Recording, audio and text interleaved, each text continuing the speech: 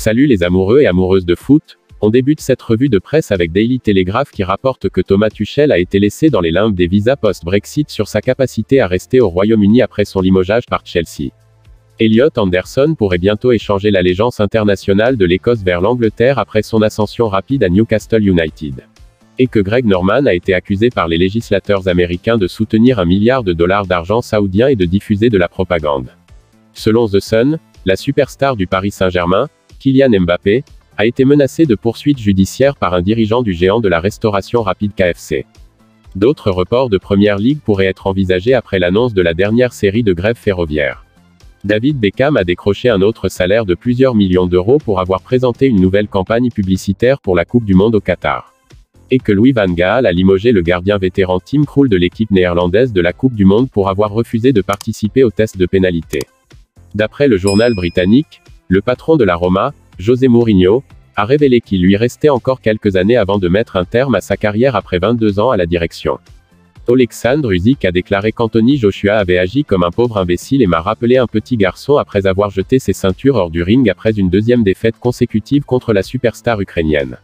Par contre, l'un des 5 ressortissants britanniques libérés par les forces pro-russes plus tôt cette semaine a révélé qu'il avait été accueilli sur un vol de sauvetage par l'ancien propriétaire de Chelsea, Roman Abramovich, qui, selon lui, a joué un rôle clé dans la fin de leur détention.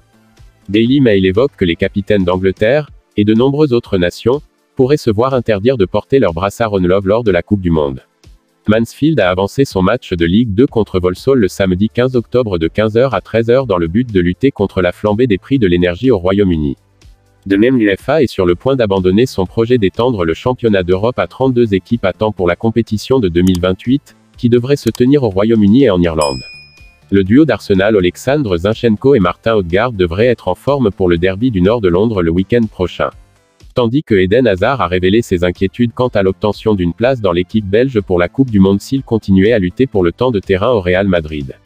À en croire Daily Star, les fans de Tottenham ont réagi avec incrédulité sur les réseaux sociaux après que Pierre-Emile Højbjerg ait blessé son coéquipier du club, Ivan Perisic, lors de l'affrontement entre le Danemark et la Croatie. Perisic a dû être remplacé après ce qui semblait être un tacle à 50-50. Par contre, Patrice Evra a révélé que Wayne Rooney et Paul Scholes faisaient partie des joueurs de Manchester United qui pensaient que le club avait signé un flop de 6,2 millions d'euros lorsqu'il a eu du mal au début après son départ de Monaco en 2006.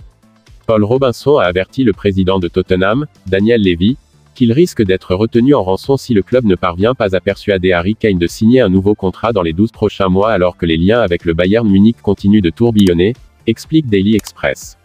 The Times fait savoir que le filet se referme rapidement sur 2 clubs de Gallagher Premiership, les Worcester Warriors ayant démissionné pour être suspendus de la Ligue, car les Wasps doivent trouver 2,3 millions d'euros en 20 jours. Daily Mirror rapporte qu'il y a une énorme bousculade parmi les agents pour inscrire le recordman d'Arsenal Ethan Nwaneri. Et que la signature de Lionel Messi a généré au Paris Saint-Germain un revenu supplémentaire de 700 millions d'euros grâce à des accords commerciaux. L'ancien patron de Barcelone, Ronald Koeman, a affirmé qu'il avait été empêché de signer l'ancienne star de Liverpool, Jorginho Wijnaldum. Et que Gérard Piqué avait une clause spéciale dans son contrat à Barcelone pour s'assurer qu'il gagnait plus d'argent que Sergio Ramos. Takehiro Tomiyasu a admis qu'il était mécontent de son manque de temps de jeu à Arsenal, mais s'est engagé à récupérer sa place de titulaire auprès de l'arrière droit remplaçant Ben White.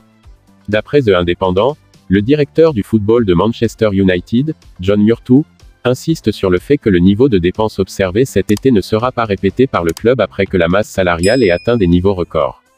Everton et l'Écosse attendent de découvrir l'étendue de la blessure de Nathan Patterson après que le défenseur a été emmené sur une civière alors qu'il était en service international, évoque The Athletic, en ajoutant que l'US Soccer cherche à rejoindre le groupe de travail de l'UEFA pour soutenir l'indemnisation des travailleurs lors de la Coupe du Monde au Qatar.